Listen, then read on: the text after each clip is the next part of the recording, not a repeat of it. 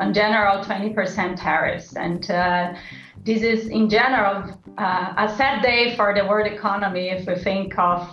What if I told you that the largest German car manufacturers, which have dominated the American market for decades, could disappear overnight? Imagine a world where Mercedes-Benz, BMW, and Audi are no longer represented in the US, and all those factories and jobs that were created to serve American consumers are a thing of the past. This is not science fiction, but a reality that has already begun to unfold before our eyes, and all because of one decision, one blow that changed the balance of power in the automotive market. The recent policy of the US president to impose staggering tariffs on imports of cars and auto parts from Europe has left German brands with a difficult choice. It's one of Germany's most important manufacturing sectors and is now under new U.S. tariffs, which come as the automotive industry here is already facing headwinds. For more, we're joined by Hildegard Müller, president of the German Association of the Automotive Industry. Hildegard, thank you for joining us, but start us off. Automotive tariffs from the United States are now underway. How significant are these fees? Either raise prices to a level that will deter all demand or suffer colossal losses. It would seem that such decisions should have strengthened American industry, but in practice, they have led to a paradox. Instead of protecting local manufacturers, these measures have only undermined the foundations of the market and dealt a severe blow to the economy. What will happen if this crisis continues? Imagine that leading German car manufacturers are forced to shut down their production in the U.S., leaving empty factories that have provided thousands of jobs for decades. For many American families, this would be a real blow. But that's not all. Along with the loss of jobs, the U.S. would lose a huge amount of tax and sales revenue. All this would be accompanied by a disruption of international trade relations, which have long been considered strong and stable. What should America do when a country that was once considered a symbol of technological achievement and economic prosperity begins to lose its position in global industry? But even if you think of the tariff gap between the EU and the US, so this tariff gap is on average of 0.5 percentage points. So this is really not that much. And so one could think of, closing this tariff gap, reducing this tariff gap, but 20% on all products, this is just another dimension. These events could have catastrophic consequences for the entire American auto industry, and you are already beginning to feel the effects. Will car prices rise? How will this affect the future of technologies such as electric and autonomous vehicles? On top of that, while the American auto industry is plunging into chaos, China, a longtime competitor of the U.S., is quickly filling the vacuum.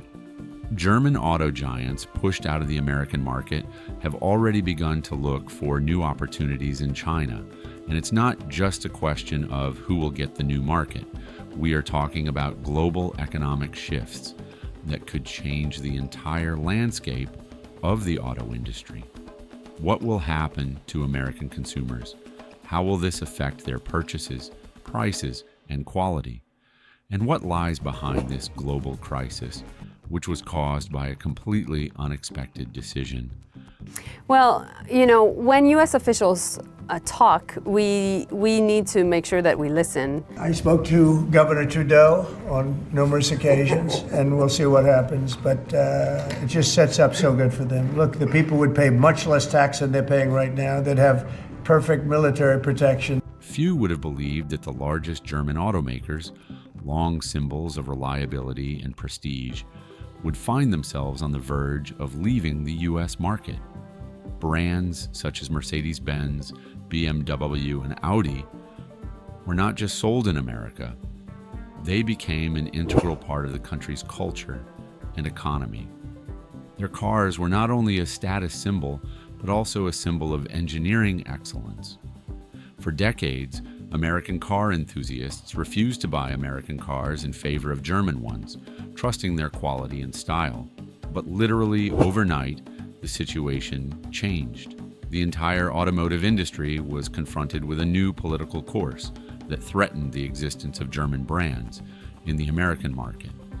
For a long time, German cars were associated with America as something more than just cars. They embodied the pursuit of excellence, innovation, and global leadership. This new U.S. trade policy has several motivations: to raise tariff revenues, to protect strategic industries, to encourage foreign investment in the United States, and to change trade and non-trade policy in U.S. partners. Mercedes-Benz was a symbol of luxury and comfort, BMW of sporty dynamics, and Audi of modern technology and elegance.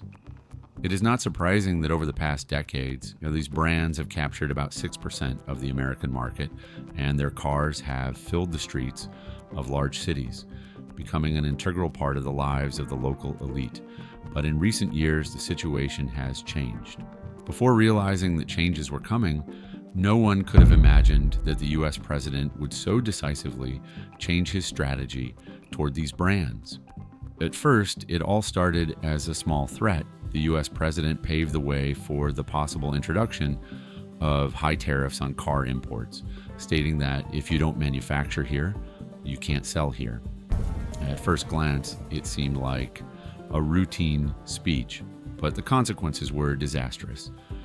In a positive and very important development earlier this month, just a few weeks ago, the United States reaffirmed a core commitment to our free trade agreement, CUSMA, by reinforcing that those Canadian exports to the United States that are compliant with that agreement, that are compliant with CUSMA, will not be subject to U.S. IEEPA tariffs. For decades, German automakers had built their strategy on operating in the U.S. The factories that produced cars for the local market became key to their success. BMW, Mercedes, and Audi invested billions in American production facilities. This provided jobs, taxes, and money for the economies of the states where their factories are located. But suddenly, in an instant, all these efforts were threatened. No one expected that against the backdrop of economic and political changes. Germany and the U.S. would clash in such a fierce trade war. The tariffs imposed, which could reach 25% on cars and up to 200% on auto parts, began to effectively ruin German companies. The increase in tariffs on auto parts and components made further production in the U.S. economically unviable. And Canada's been tough on the military because they have a very low military cost. They don't allow our banks. Did you know that? Canada does not allow banks to go in. It soon became clear that German manufacturers would have to choose between huge losses or leaving the market they had spent so long conquering. The situation was getting worse every day. German companies that had invested heavily in setting up local production facilities were faced with two inevitable choices: either raise car prices to levels that were impossible for Americans to afford or incur huge losses in an attempt to remain competitive. This choice became critical. At that point, it became clear that neither option could lead to long-term benefits. Increasing car prices would result in a loss of market share, while losses from sales without price increases would swallow up all the funds invested in production. Thus began the real threat of German car manufacturers leaving the American market. This threat became a reality when the first signs of layoffs and plant closures began to emerge from various parts of the country. Really build on that relationship, and I think that's why the outcome this week was a positive one. Well, we know that no deal has been struck. We know that negotiations are going ahead in the right direction. BMW's plants in South Carolina, Mercedes in Alabama, and Audi, which despite not manufacturing in the U.S., was actively selling its cars, were already beginning to experience problems in adapting to the new economic conditions. Factories that had previously brought in billions of dollars in tax revenues and jobs were now facing the possibility of closure or relocation. The reality turned out to be even harsher than experts had predicted. The impact on the economy and industry turned out to be much more extensive. Even those companies that did not manufacture in the US but actively sold their cars found themselves in a very difficult position. Audi, for example, was forced to restructure its strategy, and in light of the new trade conditions, the American market became simply unprofitable for the company. This was an unexpected turn of events, as German brands had managed to capture a significant share of the US market over the past decade, and now they were facing a real financial disaster. The reason for this was not only the increase in tariffs. Those trade deals with other countries also have limited or no relief from those sectoral tariffs in those strategic industries such as steel and autos. They include substantial commitments by the U.S. trade partners for investments in the United States and significant unilateral trade liberalization measures. In a world where the automotive industry depended on international supplies and production chains, the unexpected increase in tariffs and taxes destroyed the entire system overnight. Companies began to face disproportionate production costs. The blockade on imports of automotive components from Europe hit the entire process, increasing costs at every stage. Cars that used to cost thousands of dollars now cost tens of thousands more, and consumers began to refuse to buy them. But as sad as it was, this crisis was not the end for German automakers. It became a moment of truth when it was decided that it was not worth continuing to fight for a market that had already become unattainable for them. Leaving the American market, although a painful decision, became an inevitable step to avoid even greater losses. In fact, the average U.S. tariff rate on the world has jumped from just over 2% at the end of last year to almost 16%, 8 times higher, 16% currently. However, this situation became a real disaster not only for German automakers, but also for the entire American auto industry, which became a hostage to its own economic policy. All this is also linked to another factor, the geopolitical situation. It soon became clear that the Chinese market, which had seemingly remained in the background for a long time, was now opening up to German brands with much better prospects. China offered German automakers not only a promising market, but also political stability, which the U.S. could not offer amid growing tensions and instability. Even then, it was clear that Germany would redirect its efforts towards Asia, where not only is the market growing rapidly, but there are also no such political risks. Thus began a new era for German automakers. And to these ends, the United States has announced a series of trade actions. Those began near the start of this year with the so-called IEEPA tariffs against Canada and Mexico based on U.S. concerns about the border and fentanyl trafficking. With each passing day, more and more European companies realized that leaving the American market was not a disaster, but simply a new chapter in their global strategy. When German auto giants decided to start winding down their operations in the U.S., the consequences of this step affected not only the companies themselves, but also the entire automotive industry and the U.S. economy as a whole. However, they were not the only ones to find themselves in a difficult position. This turn of events caused a chain reaction that affected not only production lines, but also tens of thousands of American jobs, banks, logistics companies, and even advertising agencies. The United States has also imposed substantial trade actions on the Canadian lumber industry. Now, in recent weeks, the United States has agreed a series of trade deals with a variety of countries. And these deals have several aspects in common. First, baseline tariffs that cover a broad range of goods and services that are substantially higher than those U.S. tariffs that existed before. Manufacturing companies that had served as the heart of the German automotive industry in the U.S. for many years suddenly became unrealizable economic assets. Faced with colossal losses and growing uncertainty, German brands could not ignore their financial problems, and it became clear to them that decisions such as closing factories or completely discontinuing sales were inevitable. Before leaving the market, companies carefully evaluated possible ways to minimize losses. Often, their decisions were strategically aimed at maintaining at least some presence in the U.S., even if it meant partial localized production. Factories in states such as South Carolina and Alabama, where popular car models were manufactured, became the centers of these decisions. However, with each passing day, the economic situation became more acute, and the scale of production line costs grew to such an extent that even minimizing losses could not save them from collapse. The cost of new components, which had increased several times over due to changes in tariffs, left the company with no chance of survival. This hit local factories, which had previously been operating at full capacity, the hardest.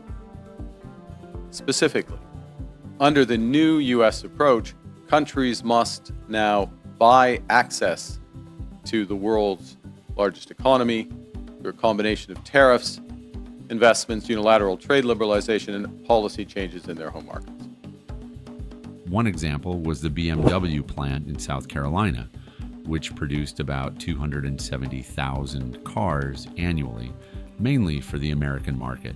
With new tariffs on components and increased assembly costs, the cost of each car jumped to such an extent that dealers could not offer competitive prices.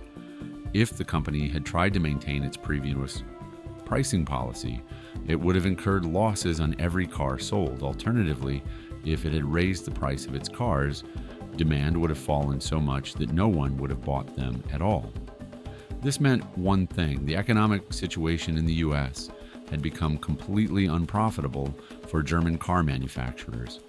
The situation was no better at other factories. Mercedes-Benz, which manufactured its popular GLE and GLS SUVs in Alabama, found itself in the same situation. The need to raise car prices or incur losses soon led to this factory also being on the verge of closure. With the closure of the factories, jobs were also lost.